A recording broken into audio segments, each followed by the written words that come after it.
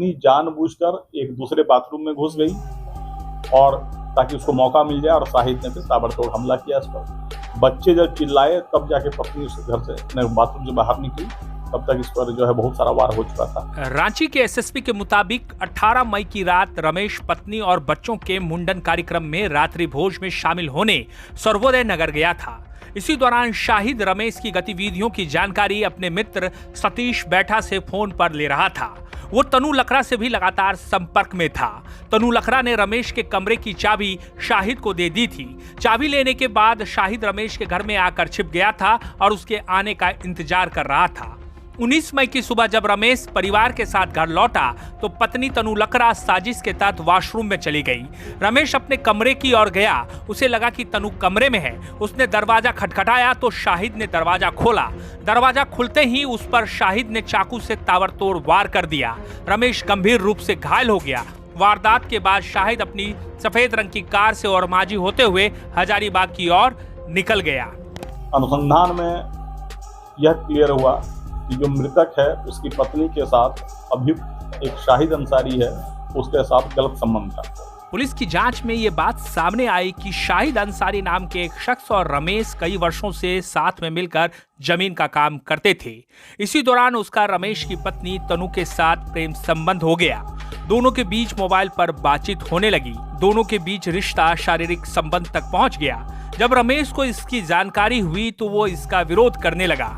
पत्नी को मना करने के बाद भी वो उसके साथ प्रेम संबंध में बनी रही। जब तनु लकड़ा को लगने लगा कि अब रमेश उसके प्रेम में कांटा बन रहा है तो उसने अपने प्रेमी शाहिद के साथ मिलकर एक खौफनाक साजिश रच डाली। कहा कि हाँ अभी है, कब लौटेगा नहीं लौटेगा, और इन लोग के घर लौटने से पहले ही शाहिद उस घर में घुस चुका था। शाहिद मृतक का पहले मित्र था, पार्टनर था, और 2-3 महीने एक बार वो मृतक के घर में रहा भी था पहले से, और इसी दौरान उसका पत्नी से अवैध संबंध हो गया था। क्योंकि पत्नी की सहमति थी कि ये पहले ही घर में घुस चुका था। जब ये लोग गए तो पत्नी जानबूझकर एक दूसरे बाथरूम में घुस गई और ताकि उसको मौका मिल जाए और शाहिद ने फिर ताबड़तोड़ हमला किया इस पर। 19 मई की सुबह करीब 4:45 पर रांची के कांके के सर्वोदय नगर के रोड नंबर 8 में जमीन कारोबारी रमेश उरांव की चाकू मारकर हत्या कर दी गई थी। घर में बच्चों का मुंडन कार्यक्रम था। पार्टी के बाद अपराधी रात को उस घर में रहस्यमय तरीके से आते हैं और बच्चों के पिता रमेश उरांव की चाकू से गोदकर हत्या कर देते हैं। घटना के बाद पूरे इलाके में सनसनी मच जाती है, क्योंकि रांची के सबसे वीवीआईपी इलाके में जिस तरह से इस अपराध को अंजाम दिया गया था उससे रांची पुलिस सबके निशाने पर आ गई थी।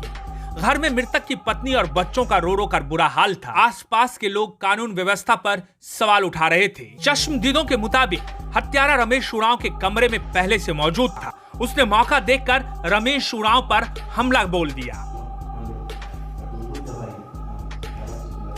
और भैया अंदर घुस गया रूम में।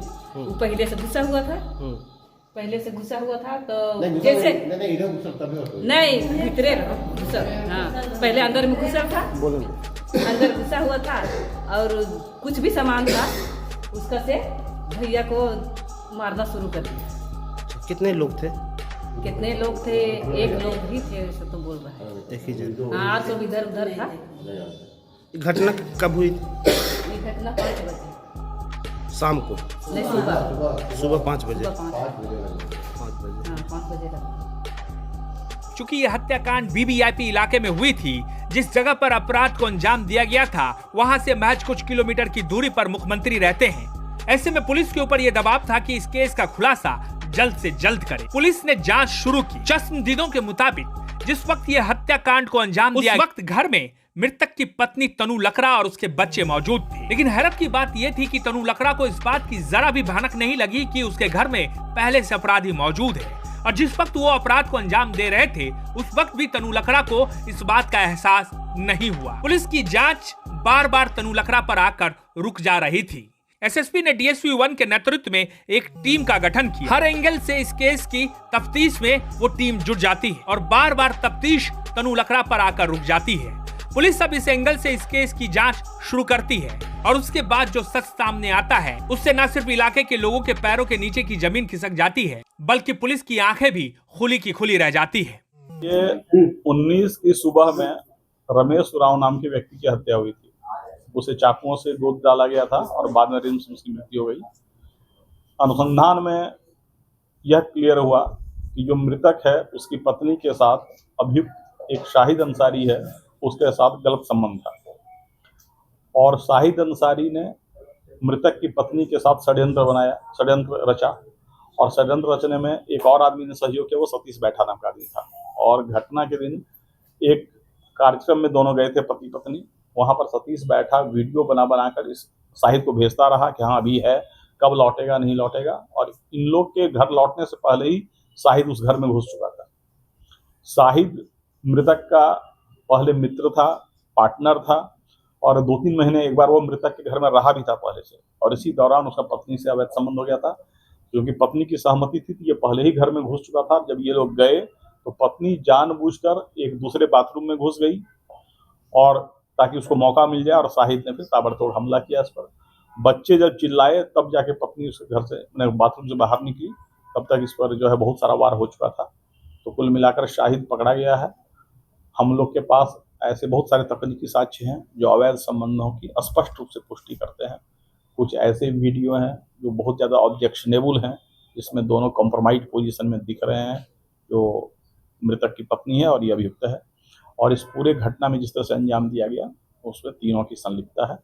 तो 3 आदमी गिरफ्तार हुए हैं। एक शाहिद अंसारी जिसने चाकू चलाया और मर्डर किया, उसकी पत्नी जो षड्यंत्र में शामिल थी, और इसके अलावा सतीश बैठा वह भी षड्यंत्र में शामिल था और वीडियो बना के प्रीवियस नाइट में दे रहा था।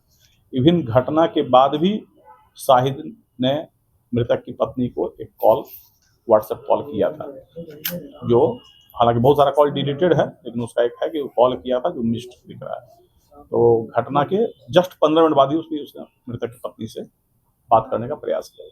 तो ये गुमराह किस तरह से करी थी उसकी पत्नी से? पुलिस को काफी गुमराह करने का प्रयास किया। अभी भी वो लगातार जो है, और वो दोनों ही अभियुक्त जो है काफी शातिर हैं। इनके जो हम लोग को व्हाट्सएप में है उसमें प्राइवेट चैट्स हैं जो लॉक्ड रहता है, जिसमें आपको सोर्स पता नहीं चलता है, और ये दोनों ही के मोबाइल में है। जो तन्नू लकड़ा है उसके भी मोबाइल में है और शाहिद के भी मोबाइल में है, जिसका सोर्स पता नहीं चला कि ये कहाँ से आया। तो ये लोग टेक्निकली भी तेज थे। इवन उसने शाहिद से वो लगातार बात करती थी व्हाट्सएप पर, लेकिन उसका नंबर सेव नहीं रखी थी, मतलब वो बार बार बात करके डिलीट करती थी कॉन्टैक्ट को। तो इससे लगता है कि काफ़ी शातिर स्वभाव के थे दोनों, और हम लोग के पास बहुत सारे साक्ष्य इसके मिले हैं। तीनों का रोल किस तरह से रहा था? किसने किस तरह से घटना को पूरा जोड़ा? प्लानिंग में अपनी साथ थी, और कब करना है घटना इस बात का प्लानिंग किया गया। और जब वो कार्यक्रम से लौट रहा था, कार्यक्रम के उसके पल पल के आने जाने की जानकारी सतीश बैठा दे रहा था। पूरी घटना के मास्टर हाँ, मेनली तो शाहिद अंसारी ही main planner. Thank you sir.